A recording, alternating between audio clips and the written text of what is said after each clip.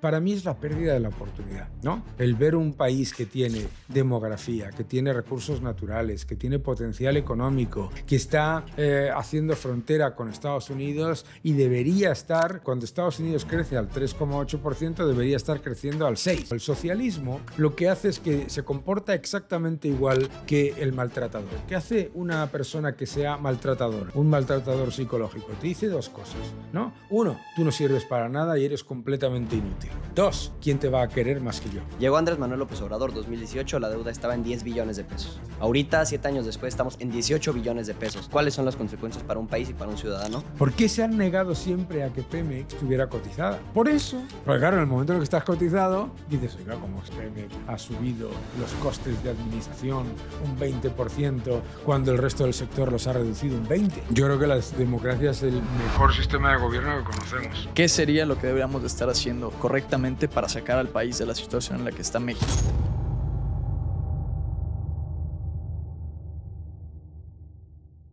Hola, ¿cómo están? Bienvenidos a su podcast en el que hablamos de negocios, inversiones, emprendimiento, política, teorías conspirativas, básicamente la vida cotidiana. Yo soy Nacho. Yo soy Leonardo, así que empecemos con este podcast. El día de hoy tenemos la parte 2 con un gran invitado, economista, español. Nos va a dar una masterclass de economía, de política, de libertarismo, de capitalismo y de muchos temas más. Daniel Lacalle, ¿cómo estás? Muy bien, muchas gracias por invitarme. Maestro, Muchas gracias. Gracias a ti por aceptar. Muchas gracias por invitarme, claro que sí. Daniel, la última vez que nos vimos fue en el Madrid Economic Forum, que diste una plática que genuinamente fue de las que más me gustó. Me alegro. Y no porque estés aquí te lo digo porque es la verdad. Sí, solamente les he pagado un poquito. Y Daniel, siempre le hacemos esta pregunta a todos nuestros invitados. Lo quiero escuchar de primera mano. En pocas palabras, ¿quién es Daniel Lacalle para los que no te conozcan? Bueno, pues no, yo creo que es bastante sencillo. Yo soy economista, doctor en economía, soy también empresario y gestor de inversiones y bueno, mi carrera empezó en el mundo del petróleo, siguió en la City de Londres, después en el mundo de los hedge funds, etcétera, y ahora estoy gestionando mi empresa, llevando también todo lo que tiene que ver con la parte de el análisis macro y el análisis de mercados para la gestora Tresis, ¿no? Y luego, y como economista jefe en Tresis, y luego, pues como todos me conocerán, por divulgar, escribir libros, etcétera. Perfecto, Daniel. Y Daniel, ¿y cómo este camino de vida que llevas se relaciona con el lado también de crear contenido? Porque creas contenido, yo he visto muchos de tus videos. ¿Por qué empezaste a hacer eso? Bueno, yo creo que eso es algo natural, ¿no? Ir forjando una relación con tu audiencia, ¿de acuerdo?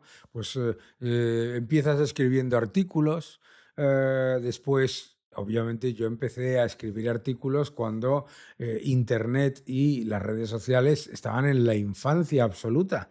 Yo tengo una de las cuentas de Gmail primeras que se crearon, ¿no? Yo tengo una de las primeras cuentas de Twitter también, de cuando se llamaba Twitter, etc. Entonces es básicamente una forma de establecer una relación con tu audiencia y también de mantener vivo tu mensaje, porque la comunicación, históricamente, la comunicación unívoca, ¿no? Yo escribo un artículo, tú lo lees, pues tiene un montón de cosas muy buenas, ¿no? Se puede reflexionar, se puede leer después, pero también pierdes la inmediatez y la importancia digamos, de utilizar distintas partes de ese mensaje en distintos momentos, ¿no?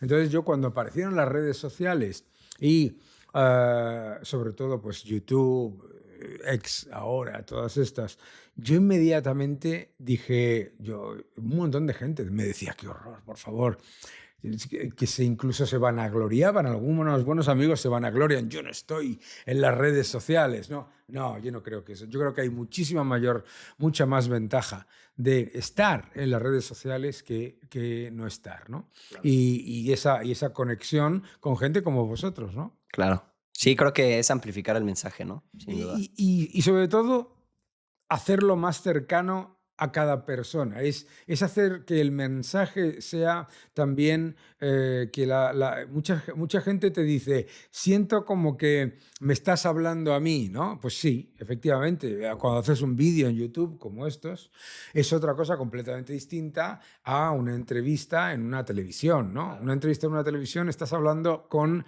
el entrevistador, es lejano. Mientras que un vídeo en YouTube es algo como una conversación, ¿de acuerdo? Me pasa por la calle que te reconoce la gente y te habla como si te hubiese visto... Como si te conocieran de toda la vida, ¿no? Hombre, oye, a propósito, ¿usted quién es? No, si tú no me conoces, pero yo a ti sí, ¿sabes? Bueno, pues eso, ¿no? Esa es la evidencia. Claro, Daniel, ahorita estamos platicando un poquito fuera de cámaras de México, pero te quiero preguntar a los ojos de un economista como tú, que sabe tanto del tema, que vive fuera de México, ¿cómo ves la situación de nuestro país? Bueno, yo el gran problema que veo en México es el de la oportunidad perdida. Cualquier persona que conozca México sabe que es un país que tiene un potencial gigantesco, ¿no? Tiene recursos naturales, tiene industria, tiene unos emprendedores. Muchas veces se habla poco, pero en Estados Unidos, aquí en Europa, etcétera, tenemos grandes empresarios mexicanos que han creado enormes y estupendas empresas aquí y que piensas, qué pena que no pudieron hacerlo en México, ¿no? Para mí es la pérdida de la oportunidad, ¿no? El ver un país que tiene demografía, que tiene recursos naturales, que tiene potencial económico, que está haciendo frontera con Estados Unidos y debería estar, cuando Estados Unidos crece al 3,8%, debería estar creciendo al 6%.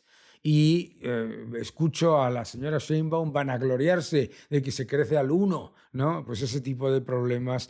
Entonces, ese es para mí casi te diría que la definición de la economía mexicana, que tiene el capital humano, tiene el emprendimiento, tiene una enorme ventaja también geoestratégica por donde está localizada, ¿sabes? Tiene los recursos naturales y, sin embargo, pues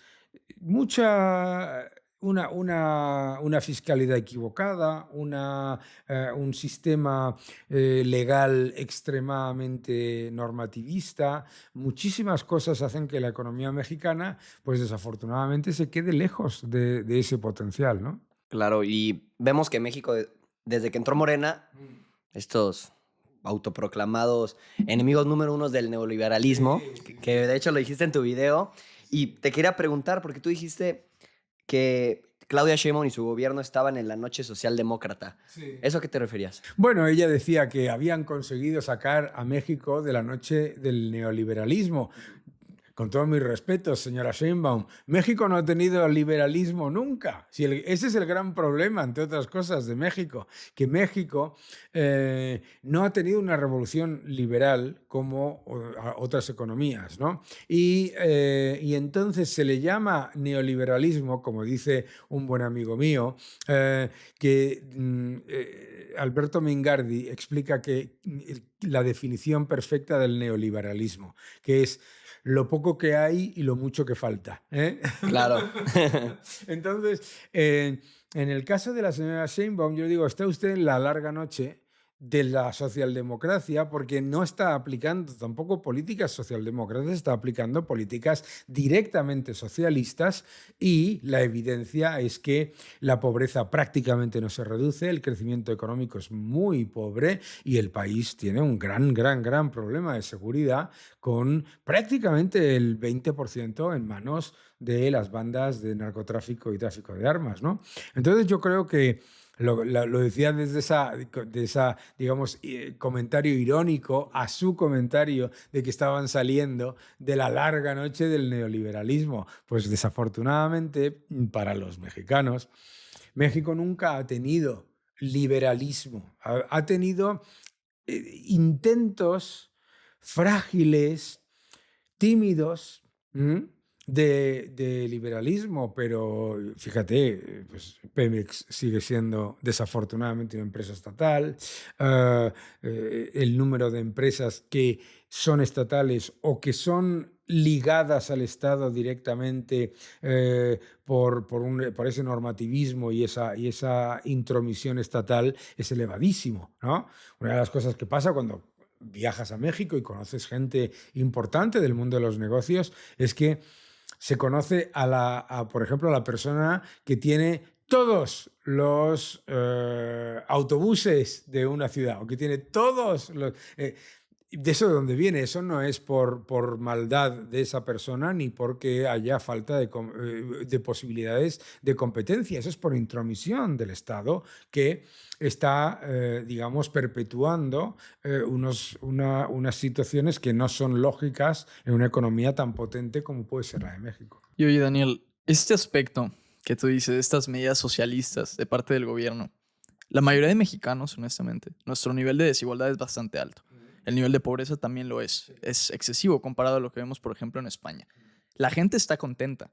La gente está contenta de que haya apoyos sociales. Las personas de la tercera edad reciben alrededor de 8,000 pesos cada 2 meses, si no estoy equivocado. Entonces, son cosas que para un mexicano de la clase baja le cambia la vida. Le cambia la vida recibir 8,000 pesos, 6,000 pesos.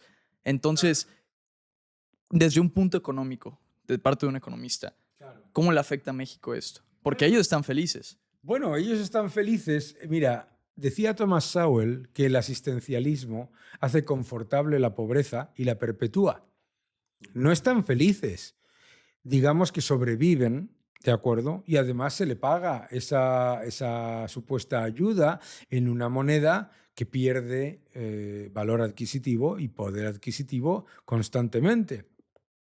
Entonces yo siempre le pregunto, yo recuerdo haber tenido esta conversación, de hecho, en México, pero también con estudiantes en la universidad pública, pero también en Argentina. ¿Usted qué prefiere? ¿Que yo, el gobierno, le dé a usted una cantidad que además tiene menos valor cada año? ¿O que le dé la facilidad para que usted llegue a conseguir sus objetivos de manera, digamos, con todas las garantías legales y de seguridad inversora? ¿Usted qué prefiere? Y entonces siempre me decían, bueno, pero es que tiene que haber una protección social. Y yo digo, yo no estoy diciendo que no haya una protección social, estoy diciendo que a esos ciudadanos de México que tienen no un pequeño negocio, sino una miseria en la que están vendiendo una cosa pequeña, ¿sabes? Cuando vas por el centro de México y vas hacia el aeropuerto y ves pasar y ves taller, ¿no? Y es una especie de tallercito en el que a lo mejor pues, puede hacer una reparación, etcétera, etcétera. Y pasas por casas en las que pone, cuidado, esta casa no se vende, ¿sabes? ¿Sabe lo que significa? Lo que significa todo eso es que a esas personas les están robando de su futuro a cambio de lo que hace el socialismo. El socialismo lo que hace es que se comporta exactamente igual que el maltratador. ¿Qué hace una persona que sea maltratadora, un maltratador psicológico? Te dice 2 cosas, ¿no? 1, tú no sirves para nada y eres completamente inútil. 2, ¿quién te va a querer más que yo? Y así genera un sistema de dependencia. Y eso es lo que ha pasado en México, que personas pues dicen, bueno, pues oye, por lo menos yo recibo 8,000 pesos. Es que usted no debería recibir 8,000 pesos. Usted debería haber tenido la posibilidad de ahorrar, de crecer, de ganar más y tener y eso no significa que no haya una ayuda para las personas que estén en una situación, digamos, imposible. Pero claro, lo que hace Morena es, vamos a relegar al máximo posible de gente a la pobreza, a la miseria absoluta, les damos una ayuda pagada con un peso que cada vez vale menos o decimos que se ha reducido la pobreza. No, usted no ha reducido la pobreza. Usted lo que ha hecho ha sido literalmente subvencionar la pobreza. Y eso no es la solución para una sociedad, ¿no? Entonces, es complicado porque mucha gente piensa que, digamos, claro, mucha gente piensa, Dios mío, es que yo Claro, me está usted diciendo que a mí me iría mejor en un sistema liberal, pero ¿y si me va mal?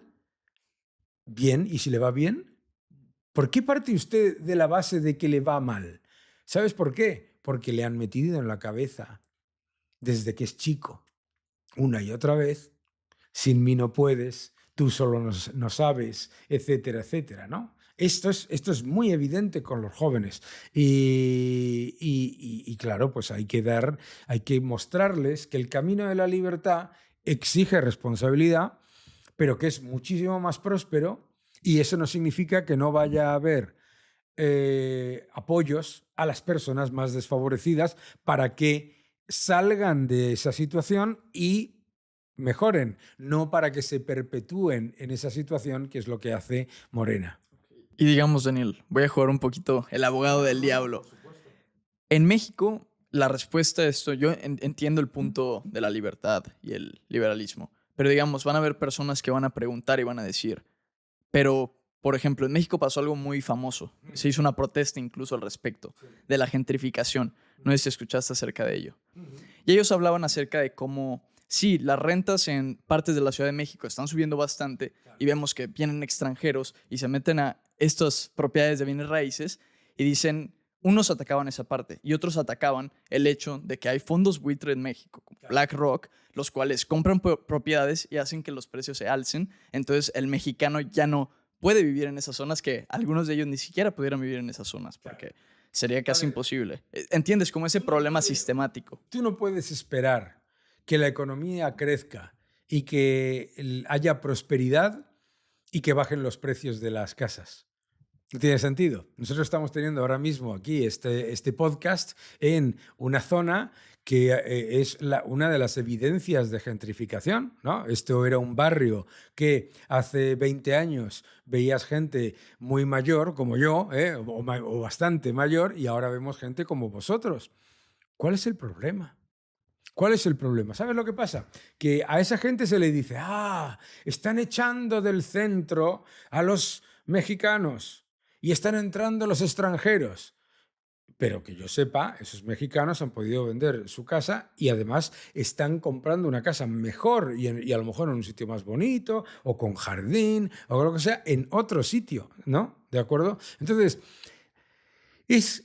¿sabes lo que pasa? Es esa idea en la que el socialismo siempre se mueve, que es la de intentar venderte que se puede hacer una cosa y la contraria a la vez, ¿no?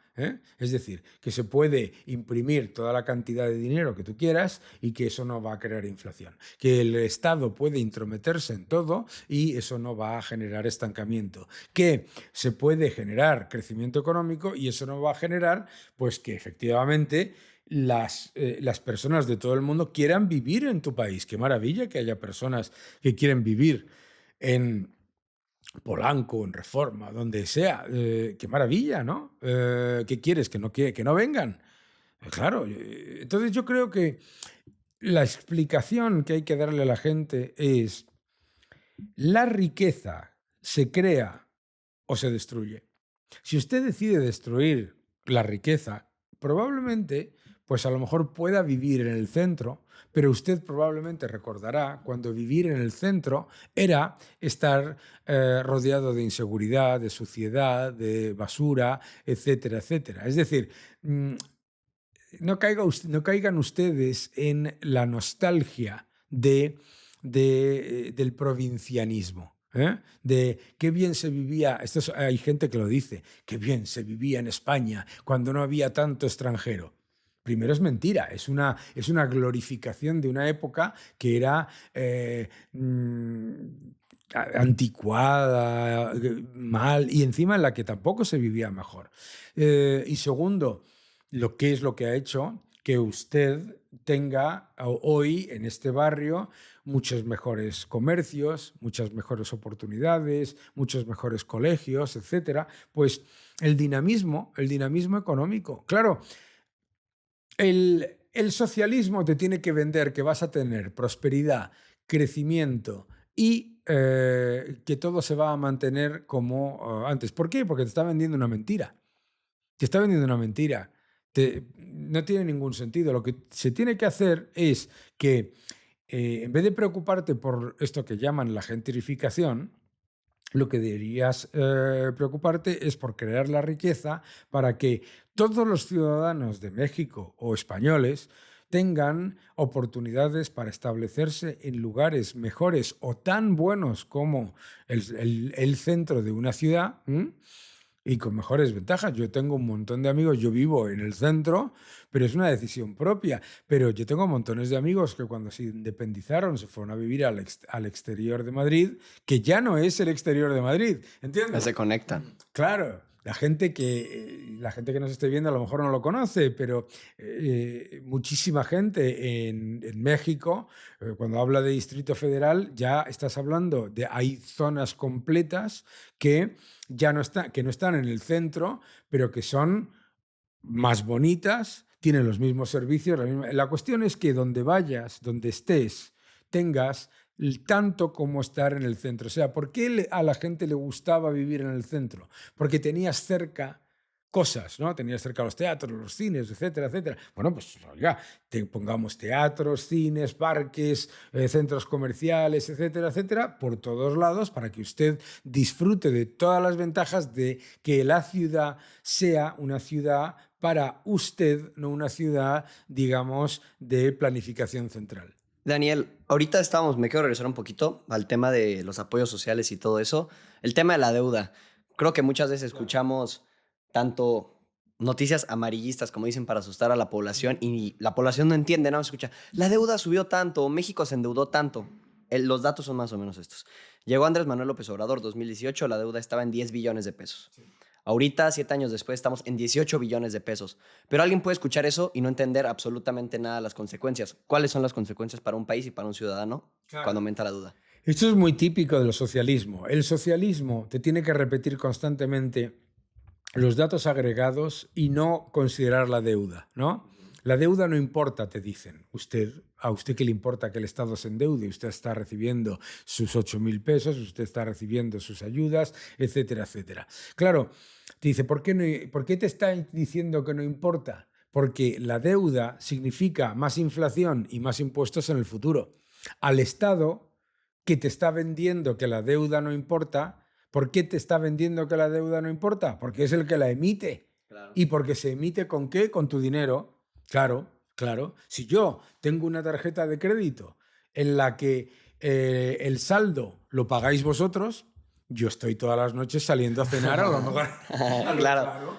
¿Entiendes? Y además, si el saldo lo pagáis vosotros y cuanto más gaste yo y más me vaya por ahí por la noche, etcétera, tal y que cual, vosotros me pedís que gaste más, pues entonces yo me voy a gastar más. Si es que es maravilloso, con la tarjeta de crédito de otro, todos los restaurantes son baratos. Y eso es lo que hace el socialismo. ¿Por qué le debe preocupar a un ciudadano mexicano que la deuda de México haya pasado de 10 a 18 billones? Número uno, porque si miras al futuro y sigues por ese camino, tienes a Francia.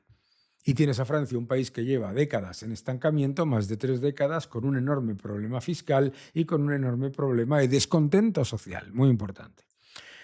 Número 2, o sea, lo primero que tienes que entender es que no debes seguir ese camino, ¿no? Y lo segundo que debes entender es que la deuda que asume el gobierno de México significa para todos los ciudadanos de México, los que pagan impuestos y los que no, más inflación, que es el impuesto escondido, y más impuestos también. ¿Por qué la deuda es más inflación? La deuda es inflación. ¿Por qué? Porque la deuda es creación de dinero artificial. ¿Sabes? O sea, los estados no se financian con impuestos. Los estados emiten moneda. Algunos estados tienen soberanía monetaria, como es México, y emiten su propia moneda. Otros, cuando gastan, están emitiendo la moneda que han asumido. Pues España el euro, yo qué sé, El Salvador el dólar, lo que pueda ser, ¿no? Ecuador, el dólar, pero también está emitiendo dinero.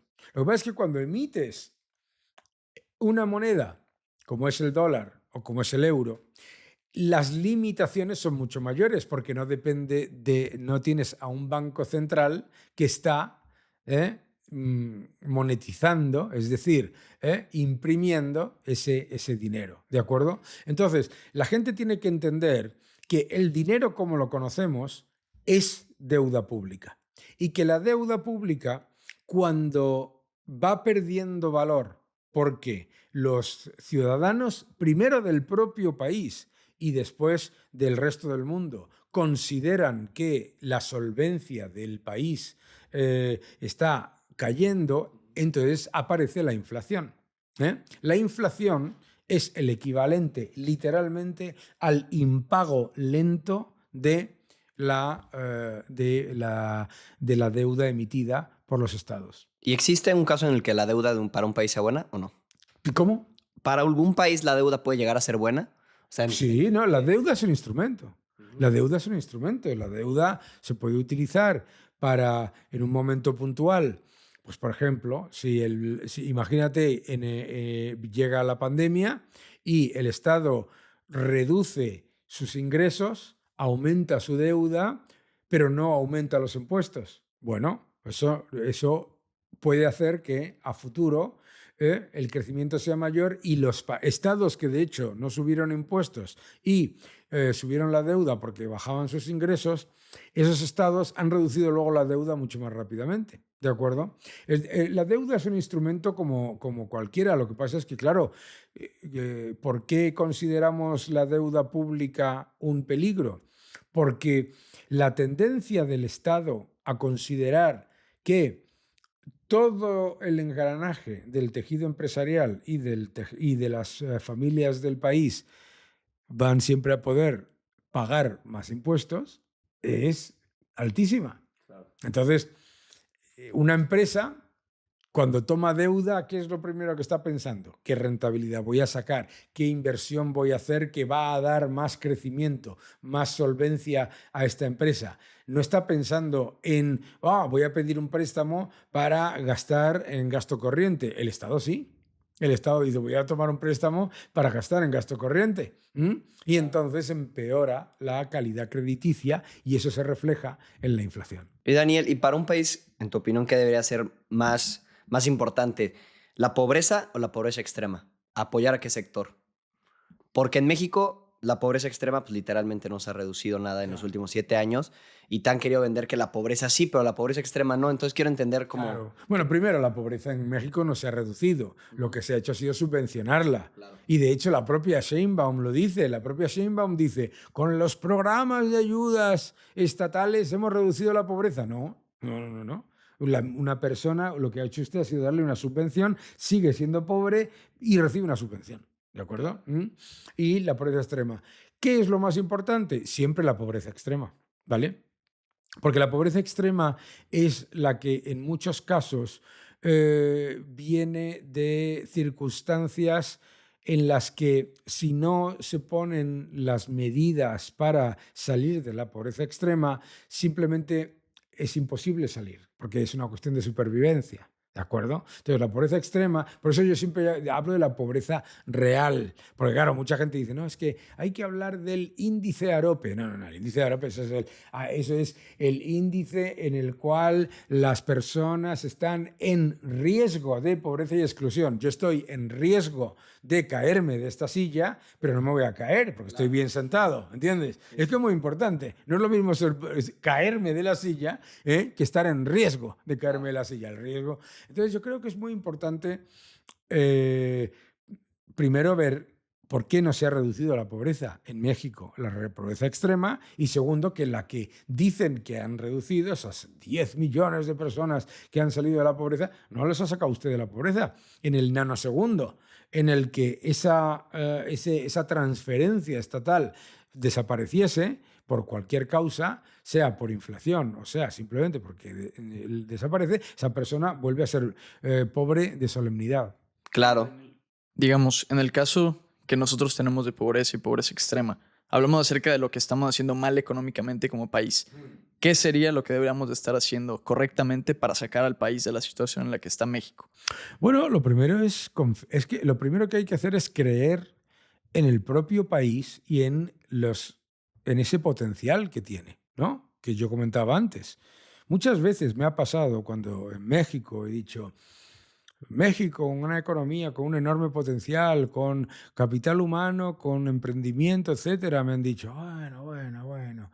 No, primero que te lo tienes que creer porque es un hecho, ¿no? Y segundo, yo creo que es muy importante darse cuenta que un país como México eh, debería crecer al 3,5, 4% mínimo, mínimo, ¿eh?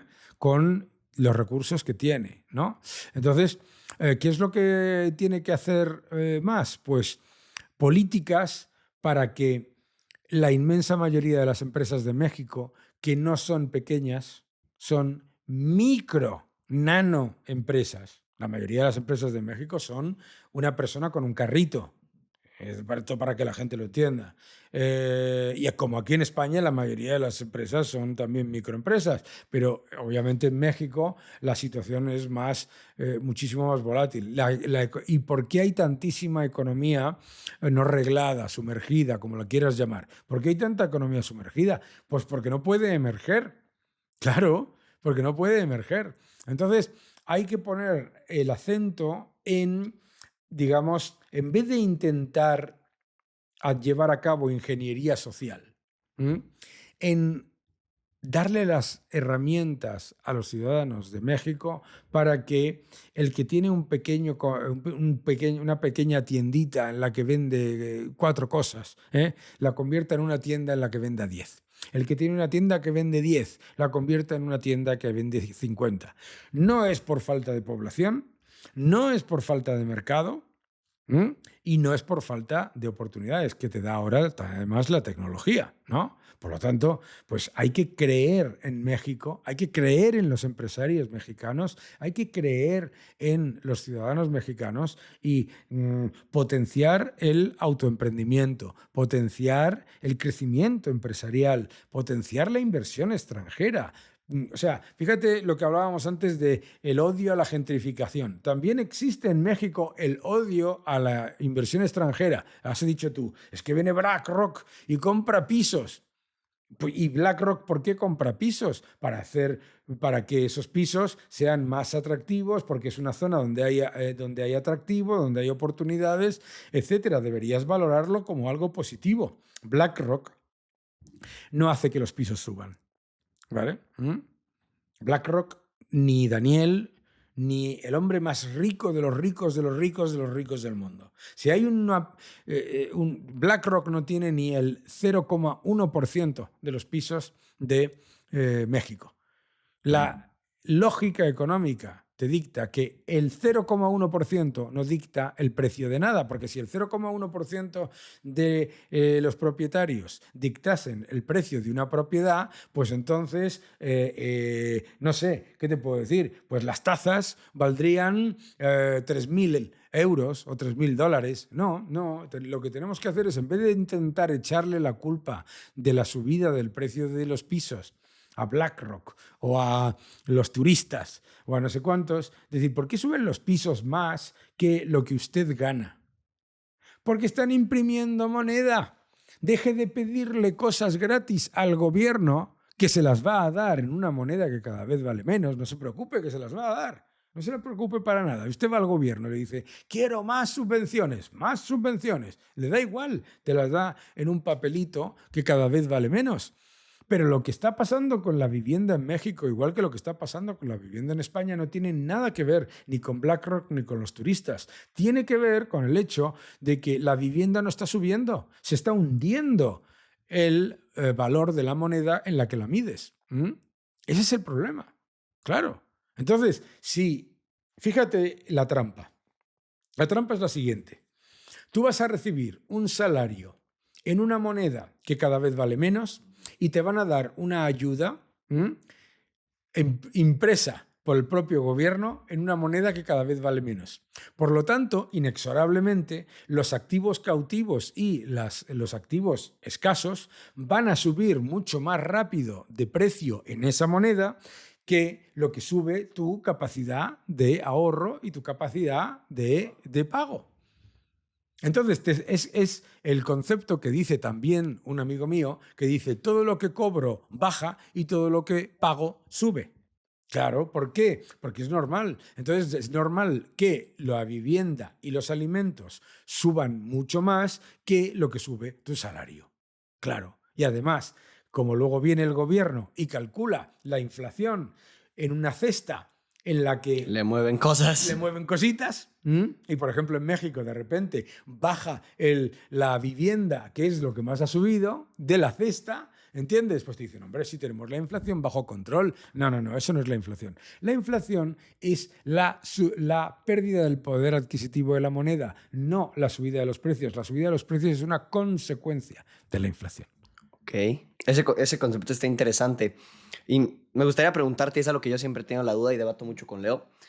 Me gustaría escuchar tu opinión. ¿Tú crees que existe, bajo alguna circunstancia, una empresa que sí deba estar bajo el control del gobierno o no?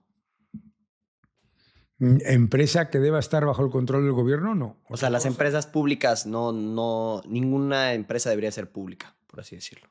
Es que tenemos que diferenciar, y esto es muy, fíjate qué importante es lo que has dicho tú, bajo el control del gobierno. Tenemos que diferenciar lo que es un servicio público con lo que es la gestión política.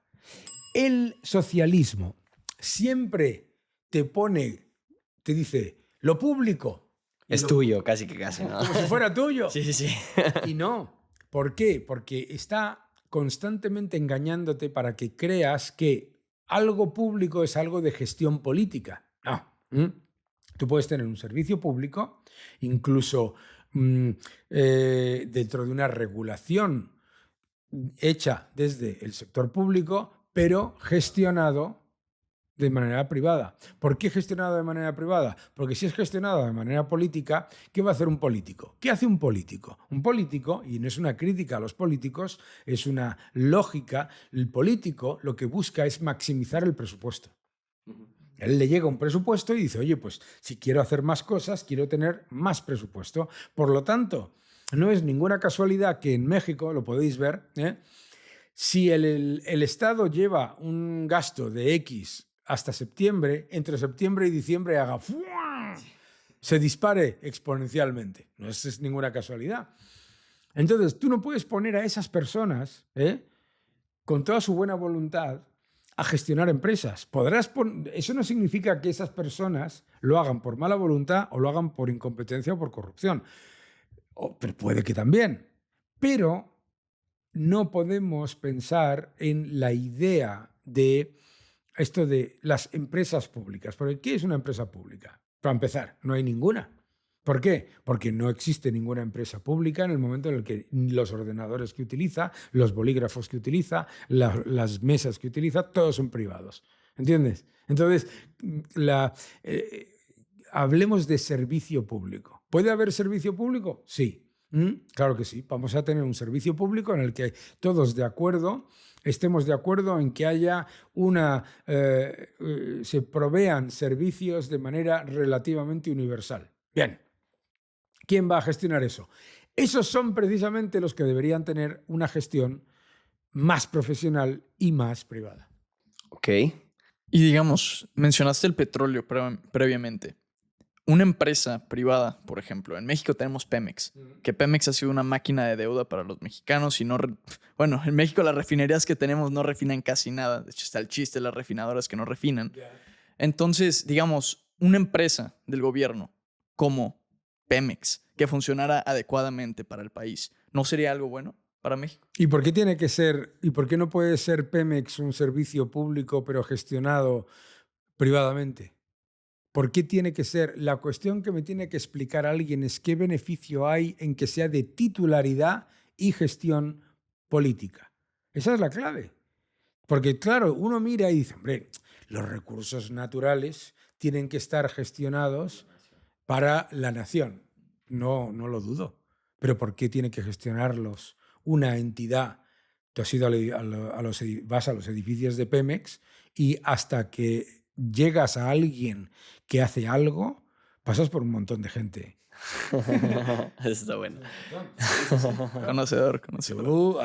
Tú vas, luego, o sea, ¿cómo puede ser que una empresa como Pemex haya con los recursos naturales que tiene, esté gestionando esos recursos naturales de una manera tan absolutamente incompetente, porque la producción es un desastre, la rentabilidad de la rentabilidad sobre el capital empleado es un desastre, es un endeudamiento constante, etcétera, etcétera, construye refinerías que no necesita, no desarrolla el petróleo no convencional, todo eso, dices, pero, o sea, ¿y cuál es el problema? ¿El problema es el recurso? No. ¿El problema es los ingenieros?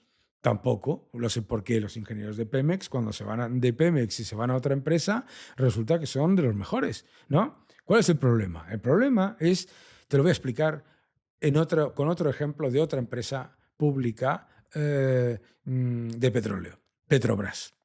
Petrobras. Mira, cuando tú vas a la sede de Petrobras, hay una carretera gigantesca y hay un edificio gigantesco a la izquierda y otro a la derecha de la carretera, ¿no? Y hay un puente. Yo me acuerdo estando ahí y me dijo una persona allí, no voy a decir quién me lo dijo porque es alguien conocido, me dijo, mira, ahí se crea valor y ahí se destruye. ¿Qué es lo que había ahí? Los políticos, ¿entiendes? O sea, ahí se crean miles de millones de dólares de valor para el país y ahí se destruye. Entonces, lo que tenemos que empezar a recordarle a los políticos es que lo público, como se dice en el mundo anglosajón, es lo privado. Eso es lo público, no lo político. La diferencia entre gestión privada y gestión profesional de los activos y de los servicios públicos, comparada con la gestión política. La gestión política siempre es un desastre. Siempre es un desastre. Y eso es algo que cualquier ciudadano que haya vivido, pues haya visto uno detrás de otro los equipos directivos de Pemex, pues le sorprenderá ver que directivos de Pemex pasaban de ser alcaldes o ser diputados a ser directivos de una petrolera. ¿Qué sabe un directivo, un alcalde, con todos mis respetos a todos ellos, qué sabe de verdad sobre recuperación terciaria? Pensará que son pensiones, no sabe nada, ¿entiendes? Entonces yo creo que eso hay que decirlo de manera clarísima. Claro que puede haber, claro que debe haber servicios que acordemos como sociedad que sean servicios públicos, pero no tienen que ser de titularidad política ni de gestión política, que es una gran diferencia.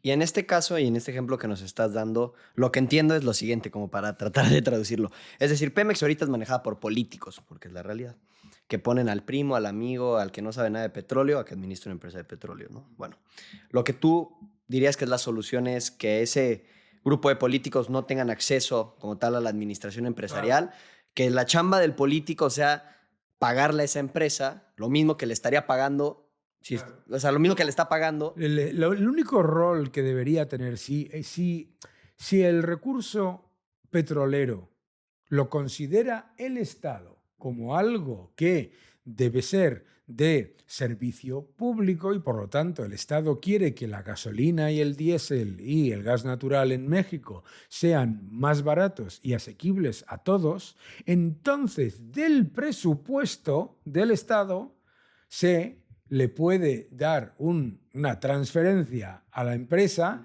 para que tú y yo paguemos una gasolina o un gas natural o un diésel que sea digamos, o que las personas que no tienen acceso a pagarlo, pues tengan una transferencia. Pero no que con la excusa de que es un recurso natural, resulta que te cargas la producción, resulta que es que México está no a punto, es que México ya importa petróleo. Sí. Que México importa petróleo. Es que es la evidencia empírica. Si la evidencia empírica de que no funcionan las empresas estatales es el sector del petróleo. Porque tú miras las empresas estatales que gestionan de manera política y un desastre. ¿Por qué se han negado siempre a que Pemex estuviera cotizada? Por eso. Porque claro, en el momento en el que estás cotizado, Dices, oiga, ¿cómo es que Pemex ha subido los costes de administración un 20% cuando el resto del sector los ha reducido un 20%? ¿Entiendes? Claro, no quiere compararse, pero te tiene que decir que es que te quieren robar, ¿no? No, no, lo que quieren es darle al pueblo más transparencia. Y oye, Daniel, ¿cuál dirías tú que es un camino para combatir esta nueva izquierda en México? Que existe izquierda, por ejemplo, en Cuba, ¿no? Sí. Pero dudo mucho que la izquierda, digo, de hecho mi mamá es cubana, voy bastante seguido a Cuba y me doy cuenta que esa izquierda no es la misma que hay en México, porque Fidel lleva más de 60 años, ¿no?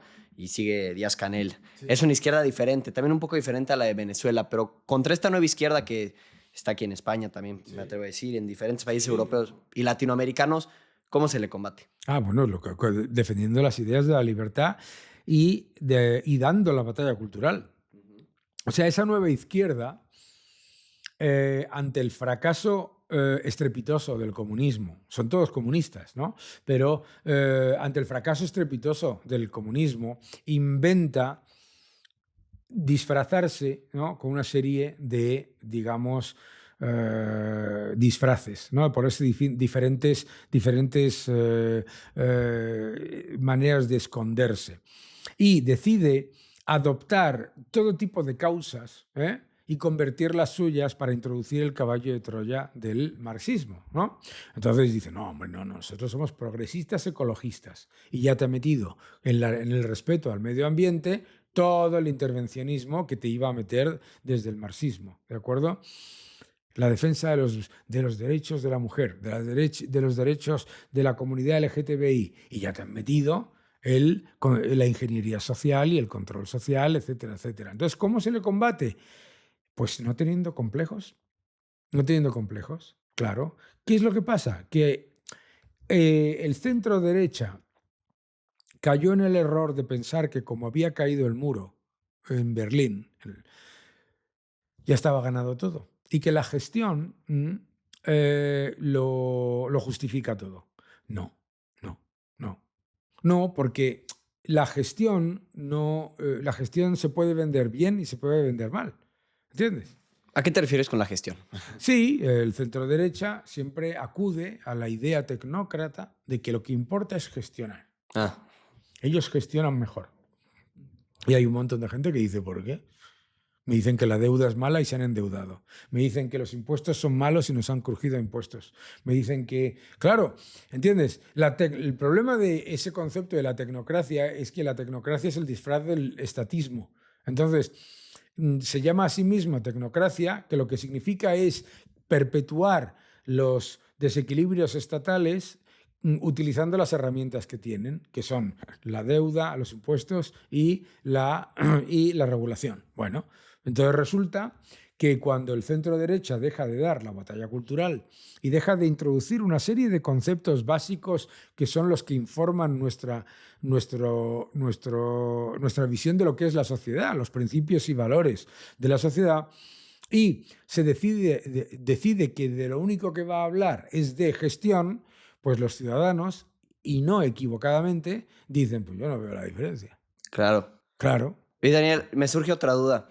He escuchado y he estado leyendo mucho acerca de este tema de la nueva derecha. No me gustan mucho esas etiquetas. También me gustaría Izquierda y derecha. No, pues acabas de decir la nueva izquierda, la nueva derecha. En realidad no hay ni la nueva izquierda ni la nueva derecha, ¿no?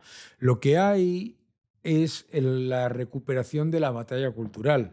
Esta nueva izquierda, que se llama, he entendido perfectamente la importancia de la batalla cultural y se dedica constantemente a hacerlo desde su punto de vista, que su punto de vista es el del control. El objetivo suyo es el control, no es el progreso. Se llaman progresistas, pero no quieren el progreso, quieren el control.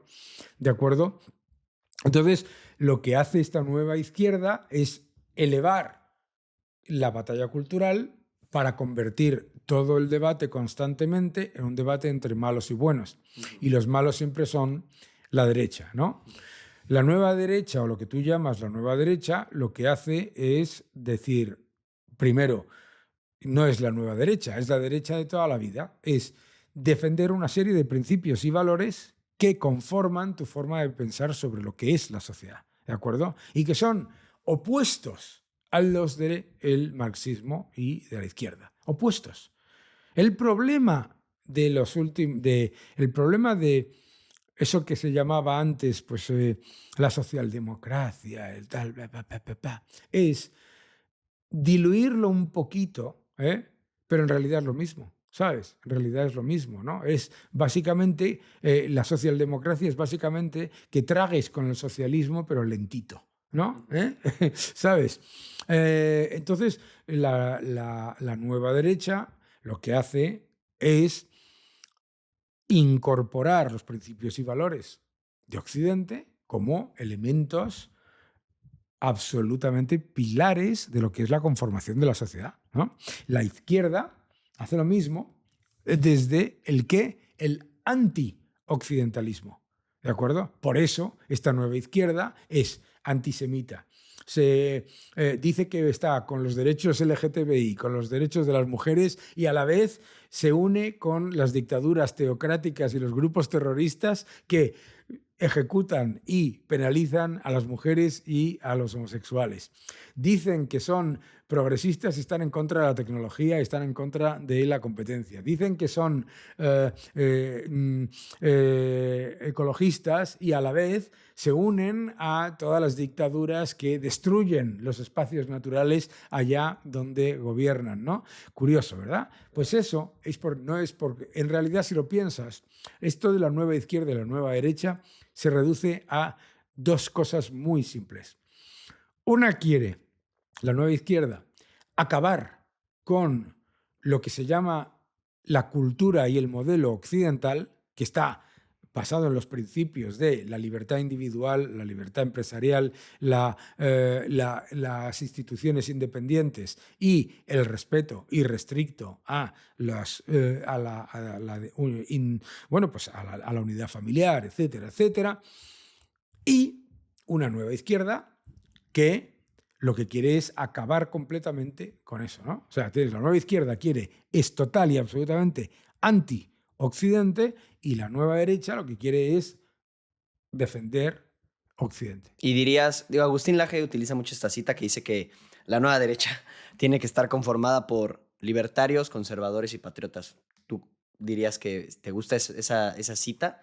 Lo que dice Agustín, que tiene toda la razón, es lo siguiente, ¿no? La izquierda, socialistas, comunistas, anarquistas, etcétera, la izquierda ha entendido perfectamente que tiene que estar completa y absolutamente unida, porque hay un objetivo a largo plazo que es el del control absoluto, ¿vale? Y todos tienen el mismo objetivo, ¿de acuerdo? Los comunistas y los socialistas. Lo que dice Agustín tiene todo el sentido, que es, a ver, ¿cuáles son las diferencias que hay entre conservadores, la derecha soberanista y los libertarios? 2 grados de separación. Igual que los socialistas y los comunistas, olvídate de eso. La unión de libertarios, conservadores y derecha, llámala nacionalista o la quieras llamar, es ganadora. ¿Por qué? Porque va directamente a los 3 principios básicos de lo que es la cultura occidental. Instituciones independientes, instituciones democráticas, libertad económica y, a la vez, defensa de los valores y de las tradiciones de tu nación, de tu país, de tu entorno. Eso es ganador, además, porque los libertarios, te estoy citando a Agustín, que conste, que no los libertarios ganan en el debate económico. Los conservadores ganan en el debate sobre lo que es la conformación de un Estado que genere progreso y la derecha nacionalista gana en lo que es acercarse al sentimiento de nuestra patria, nuestro pilar de la sociedad, ¿no? Y eso yo estoy totalmente de acuerdo, claro. Bueno. Y oye, Daniel, hay un escritor mexicano que nosotros luego citamos, se llama Alfredo Jalife Rame. Sí. ¿Lo conoces? Él dice que básicamente el término de izquierda-derecha ya quedó en la edad cavernícola. Él dice que los términos que se deberían de utilizar ahora es nacionalista y globalista. ¿Estás de acuerdo con esta idea? Yo no estoy de acuerdo. No estoy de acuerdo porque fíjate, yo digo, mira, no es izquierda y derecha, es nacionalista y globalista. Y dices, oye, qué bien suena esto de globalista. Todos juntos como el coro de Nabucco. ¿Entiendes? Es como lo de progresista y comunista. No, no, no. Comunista. De progresista no tienes nada. Primero, los globalistas son anti-globalización, para empezar. ¿De acuerdo? Estos que llaman globalistas, es la izquierda, ¿de acuerdo? Completamente antiglobalización. Están en contra del libre comercio, están en contra de la cooperación libre entre empresas libres, están en contra de todo lo que supone la tecnología de dilución de las barreras regulatorias, de las barreras de los estados, etc. Por lo tanto, no me gustan los términos, porque es de nuevo edulcorar a la izquierda.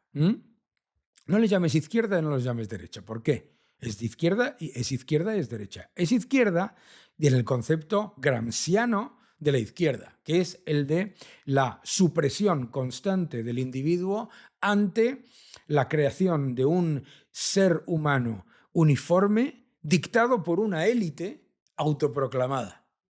¿Vale? Eso es a lo que se llama globalismo, nueva izquierda, llama lo que quieras. Nada de globalismo.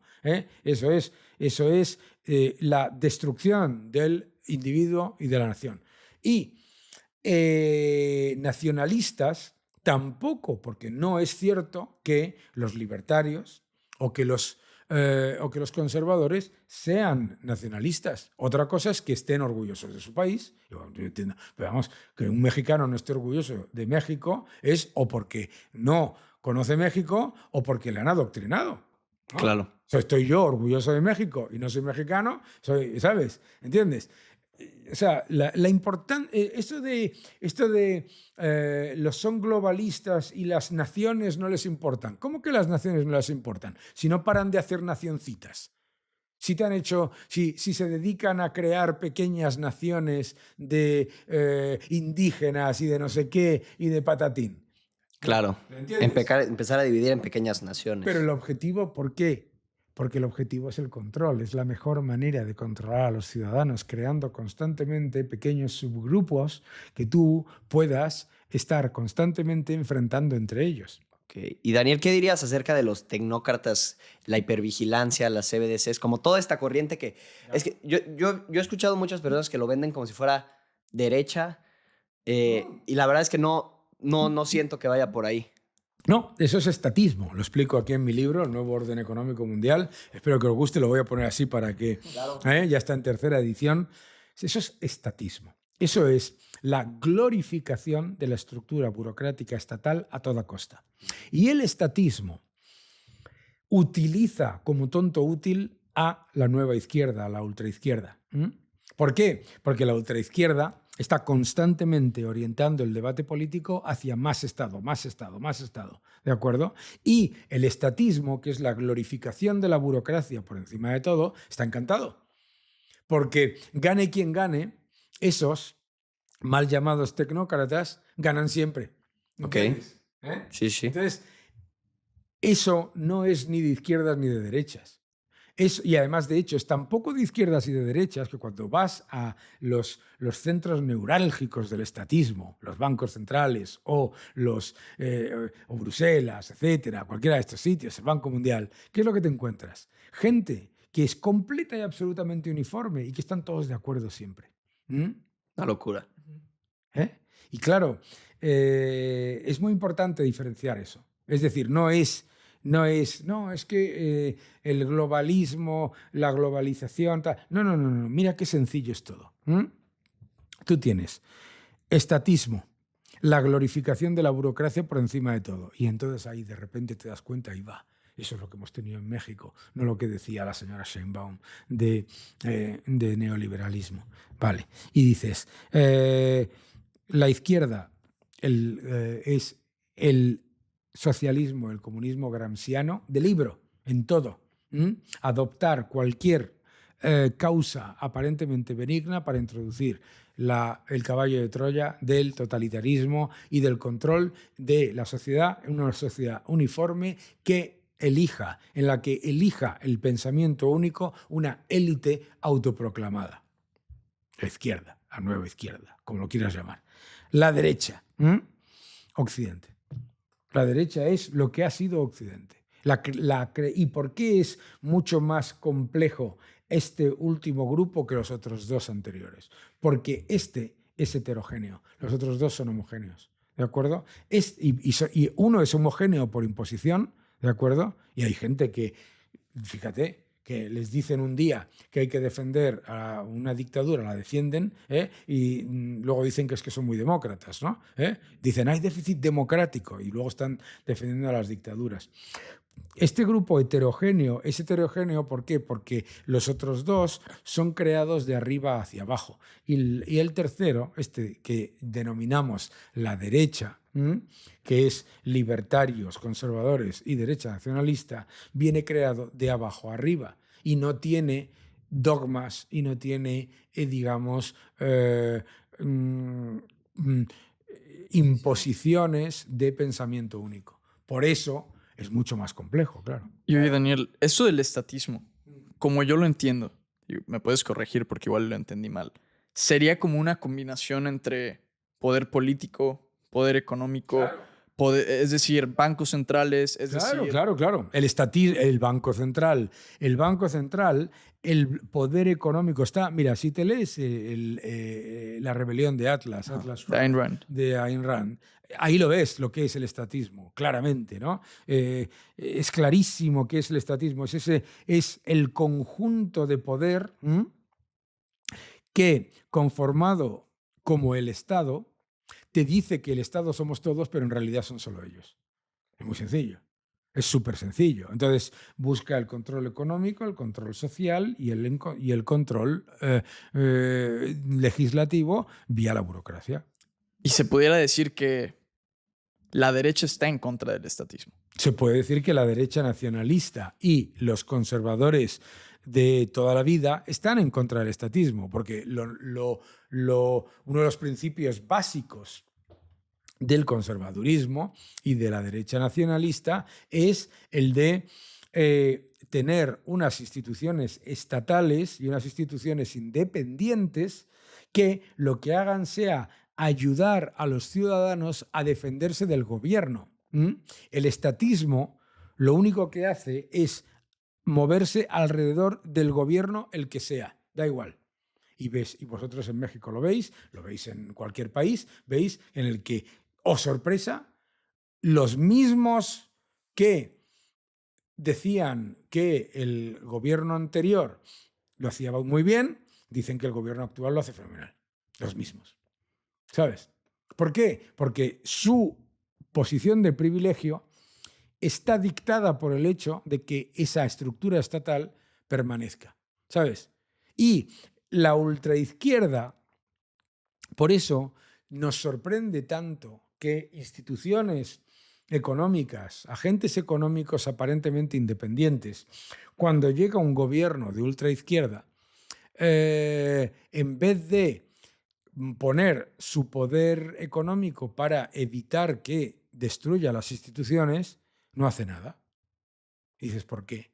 ¿Cómo puede ser esto? ¿Cómo puede ser esto? ¿Cómo puede ser que en mi país, en Chile, no es mi país, quiero decir, por poner un ejemplo, ¿no? En Chile, en Colombia, en Argentina, hayas tenido a toda una serie de agentes de enorme poder que no ejercieron nada de ese poder para evitar el asalto y el abuso de poder de gobiernos totalitarios, ¿sabes? Estatismo, izquierda gramsciana de pensamiento único, cancelación y veto, y derecha nacionalista, conservadurismo y libertarios. Y oye, Dani, ahorita mencionaste que las mismas personas que dijeron que el gobierno pasado fue bueno son las mismas que dicen que ahorita el gobierno ahorita es bueno. Sí. Eso tal vez llevado un poquito más amplio y es algo que se ha debatido desde siempre, el tema de la democracia. ¿Tú crees que la democracia es el mejor sistema de gobierno? Yo creo que la democracia es el mejor sistema de gobierno que conocemos. Ok. Con dentro de todas las cosas negativas que tiene la democracia, cualquier persona que haya visto o vivido una no democracia, un sistema autoritario y totalitario, sabe que la democracia es mejor. Es más incómodo, es más molesto, ¿sabes? Claro, un montón de gente dice, uy, mira qué bien va China. Mira qué bien va China, es mejor un sistema autoritario. La razón por la que tú crees que va muy bien China es porque no te enteras. No porque no, ¿entiendes? O sea, lo que tiene la democracia es lo incómodo que tiene la libertad. Lo incómodo que tiene la libertad es la imperfección, ¿sabes? La crítica. Claro, efectivamente, es que allí todo el mundo tiene un plan a 100 años. No, todo el mundo no. Está impuesto. ¿Entiendes lo que te quiero decir? Está impuesto. Y luego, cuando van todos hacia el precipicio todo el mundo. Entonces, yo creo que es importante defender la maravillosa imperfección de la democracia. ¿Mm? Es verdad que molesto, que dentro de 4 años vamos a tener que poner a otra persona y esa persona puede ser de otra ideología que no me gusta a mí. Eso es mucho mejor que la uniformidad. Incluso si la uniformidad, si tú me dijeses, Daniel, mañana vas a tener el poder absoluto en España, tú, no te preocupes. Daniel Lacalle va a tener el poder absoluto y vas a poder implementar tus ideas de manera sin ningún tipo de contestación, etcétera. Y yo te diría, no. ¿Y sabes por qué te diría no? Porque sé que me voy a equivocar. Y sé que en democracia también te vas a equivocar, pero te equivocas menos. ¿Entiendes? Por los contrapesos. Por los contrapesos. Es mejor tener un contra. Es mejor. O sea, la gente dice, ¿qué molesta es la justicia independiente? ¿No? Vamos a tener una justicia que diga lo que yo quiera. No, yo no quiero una justicia que diga lo que yo quiera, ¿sabes? Yo quiero una justicia que sea incómoda para mí y que aunque sepa que tenga razón con respecto a un caso o lo que sea, pues es mejor que haya una persona culpable que haya salido libre a que haya una persona libre que esté que se haga culpable, ¿no? Las instituciones independientes son muy molestas y por eso no le gustan a ningún partido político. Claro. Y todos intentan escorarlo hacia lo suyo. Pero eso es extremadamente peligroso, ¿no? Es extremadamente peligroso. Y por supuesto, las instituciones no son nunca 100% independientes. Pero lo que tienes que buscar es el máximo nivel de independencia. ¿De acuerdo? Por eso cuando te dicen, no, es que si la judicatura la eligen entre los partidos mayoritarios, ya no es independiente. No, es más independiente que si lo eligiera, ¿entiendes? ¿Entiendes? Es un sistema imperfectamente perfecto. Claro, Daniel, yo creo que existe mucha... Antes decían que en el futuro iban a censurar toda la información y que nunca te vas a poder enterar la verdad. Yo creo que ahorita existe un exceso de información y es difícil encontrar entre ese exceso de información la llamada verdad, ¿no? ¿Tú cuáles serían unas recomendaciones que le darías a una persona tal vez de nuestra edad, 22, 21 años, que está en la cuerda floja entre caer ideas que no le van a cambiar la vida, no le van a hacer nada bien, pero le están coqueteando, o caer en las ideas de la libertad, como tú lo dijiste? ¿Cuáles son esos pasos que tú le recomendarías seguir? Yo no le recomendaría seguir ninguno.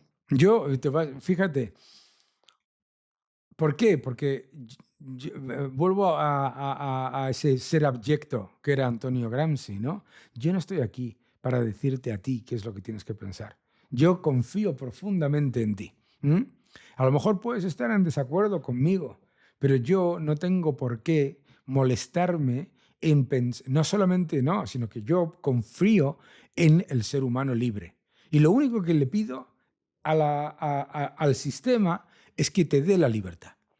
Ahora tienes la libertad. Ahora tienes la libertad para informarte de manera independiente y de informarte adecuadamente y de no estar dogmatizado. También tienes la libertad para elegir ser dogmatizado y ser, digamos, sectarizado. ¿Sabes? Entonces, igual que la libertad religiosa puede llevar a que haya gente que se apunte a una secta, que hay, ¿de acuerdo? La libertad religiosa también hace que las religiones sean mucho mejores. Y yo lo que pido simplemente es libertad. Por lo tanto, ¿qué le recomendaría yo a la gente? Que trate la información igual que debes tratar el riesgo de caer en una secta destructiva. ¿De acuerdo? ¿Qué es lo que busca una secta destructiva a la hora de atraerte y mantenerte ahí dentro? Que es lo que hace el gramscismo, esto que llamas tú la nueva izquierda. Primero, separarte de tu familia. Segundo, separarte de tu grupo de amigos, que ya no puedes ni siquiera ir a tomarte algo con tus amigos porque no piensan exactamente lo que piensas tú, y etcétera. ¿Sabes? Funciona exactamente, si lo piensas. Esta nueva inquisición del wokismo, la nueva izquierda, como lo quieras llamar, funciona exactamente igual que una secta. Primero te envía lo que se llama una bomba de amor, ¿no? Me van a dar prosperidad, casa, felicidad, no voy a tener que pensar, voy a poder dedicarme todo el día a no hacer nada porque me van a pagar por no trabajar. Es una maravilla, love bomb, lo primero. Así funcionan todas las sectas. Segundo, represión. No le hagas caso a tu hermano, no le hagas caso a tu madre, no le hagas caso a tu padre, que eso es la gente vieja que no sabe. Nosotros venimos con nuevas ideas. Sepárate de tu familia, sepárate de tus amigos que piensan distinto. No vaya a ser que tú tengas ideas frescas o confrontes tus ideas, etc. Entonces, todas esas señales las vas entendiendo cuando lo miras desde la prevención. Ve hacia la información desde la prevención. Es que, ¿y quién me dice a mí que no sea usted, señor Lacalle, el que esté intentando meterme en su secta? Para empezar, que no intento meterte en mi secta. Fíjate qué cosas. Eso ya te debería decir algo. Pero da igual. A mí no me tienes que hacer caso.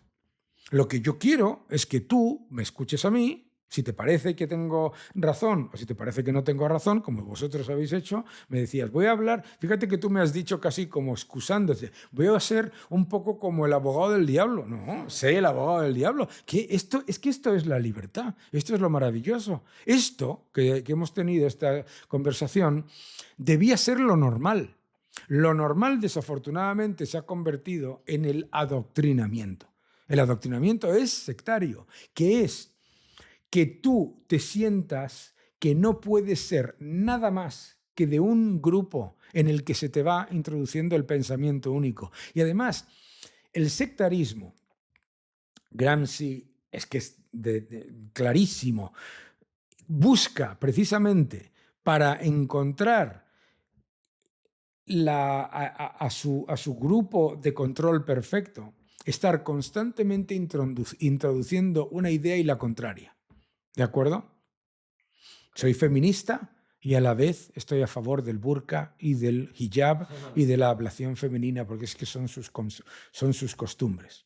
Yo es que estoy muy a favor de los trans y del LGTBIQ, pero donde ejecutan a homosexuales es los países a los que más defiendo ante un conflicto bélico. ¿Sabes? Estoy a favor de que haya progreso, pero estoy en contra de la tecnología, estoy en contra de las grandes empresas, estoy en contra. ¿Entiendes? Eso es literalmente cómo funciona cualquier secta destructiva, y la nueva izquierda que tú llamas, que es la de toda la vida, es una secta destructiva. Y yo lo sé porque mis padres eran de izquierda. Mis padres eran de izquierda y lo vi y lo he visto. Y he visto cómo funcionan las purgas, un elemento esencial, ¿vale? La imposición constante de un mensaje y el contrario para ver quién es el que es realmente leal, purgar al que es más leal para que todo el mundo se sienta amedrentado, la introducción del pensamiento único, pero un pensamiento único que impone una élite supuestamente intelectual, que de intelectual no tiene nada. Pues eso. Una locura. Eso. Se podría decir que, creo que con lo que me quedo, lo que me acabas de decir de esa última parte es que invitas a todos a que ejerzan su libertad, pero parte de la libertad también es la responsabilidad, ¿no? Claro, no, es que la libertad y la responsabilidad son dos caras de la misma moneda. Claro, la gente te dice, no, es que claro, si me das libertad, me puede ir mal y te puede ir bien. ¿Por qué te va a ir mal? Y es que y vuelvo a lo que hace la izquierda. La izquierda utiliza la estrategia del maltratador y es esencial esa estrategia, igual que en una secta, para que seas incapaz de salir de la secta. Sin mí no puedes, ¿quién te va a querer más que yo? Y si no funciona, la culpa no es mía, la culpa es del neoliberalismo, de la reunión de ABA, me da igual, ¿sabes? Eso es lo que tienes que... Entonces, lo que yo le digo a la gente es, ejerce tu libertad, pero siempre, cuando tú ejerzas tu libertad a la hora de informarte, piensa quién está siguiendo las líneas rojas, las alarmas del sectarismo. Piénsalo. ¿Mm? ¿Cómo Claro. eso? ¿Quién está llevando a cabo esas señales del sectarismo? ¿Quién está intentando separarte de tu grupo familiar? Separarte de tu identidad nacional y de tu identidad personal. Deshumanizarte para convertirte en un ser de pensamiento único, un pensamiento único que además te viene introducido desde fuera. Yo alucino de lo que he visto en la izquierda. Yo alucino de lo que he visto en la izquierda de defender cosas completamente antagónicas, ¿no? Y nada, haz lo que quieras con responsabilidad. Cuando tienes responsabilidad, haz lo que quieras, no es una cosa mala, es una cosa buena. Si tienes responsabilidad, hacer lo que quieras, siempre vas a tener en cuenta el bien del que tienes enfrente. O sea, haz lo que quieras no es algo egoísta que va contra ti, sino que haz lo que quieras con responsabilidad, siempre va a tener como objetivo que tú y tu bienestar sea mayor. ¿Entiendes? Oye, Daniel, hay una pregunta que desde antes que empezara el podcast te quería hacer. Y es que la economía, tú como economista, que también te consideras libertario, ¿debería de llevar el crecimiento económico, la economía, de la mano con un aspecto moral del bien? Es que la economía es una serie de reglas, ¿vale? Que son muy claras. La política económica es moral. ¿Vale? Entonces, por eso, abandonar la batalla cultural es algo tan peligroso. Porque si tú no introduces una serie de aspectos morales, entonces no tiene ningún sentido, ¿no? Claro. ¿Por qué está usted a favor de la propiedad privada? Porque estoy yo a favor de la propiedad privada, porque es inmoral quitarle su propiedad a un ciudadano, a una familia que lo ha conseguido con un enorme esfuerzo. Pero si tú piensas desde un punto de vista puramente técnico, no entiendes por qué hay que defender la propiedad privada o la libertad económica o la libertad individual o las instituciones independientes. Dices, no lo entiendo. Moralmente es perfectamente defendible. Claro. Yo digo que los estatistas, los que ahorita mencionamos, son los que pueden caer en eso, ¿no? De ver todo, tal vez sin moralidad, todo en base a números, todo en base a... No, ni siquiera, no, es que no lo ven en base a números, lo ven en base a un sistema moral extractivo, que es el de perpetuar a toda costa la burocracia. ¿Sabes? Claro. Piensa una cosa, piensa en una persona que... Si conoces el sistema para ascender y llegar a algún sitio en estos grandes entes burocráticos, no está basado en la meritocracia, no está basado en la competencia, está basado en toda una serie de reglas no escritas que son muy difíciles, ¿no? Por eso. Y, por lo tanto, la persona que llega para perpetuarse lo tiene muy, muy difícil porque no está basado en objetivos, no está basado, ¿entiendes? Entonces, entonces piensa que el resto del mundo funciona de la misma manera. Y no es así, ¿sabes? Claro, pues Daniel, te quiero agradecer. Una charla brutal. Cada vez que hablamos contigo aprendemos nuevas cosas. Invitar a la gente a que vean tus videos. Yo me aventé todos los de México, los de este año, bastante buenos. Los invito a la gente que los vayan a ver. Y parte 3 esperemos pronto igual en México. Ahí tienes tu casa. Hombre, eso Puede sería ser. buenísimo. Eso sería buenísimo. Un gusto y muchas gracias a todos y viva México, hombre. Viva Viva México, México. viva España. Viva España también. Daniel, muchas Muchas gracias. gracias. Muchas gracias. Muchas gracias. Nos vemos en el siguiente episodio. Nos vemos. Chao. Chao.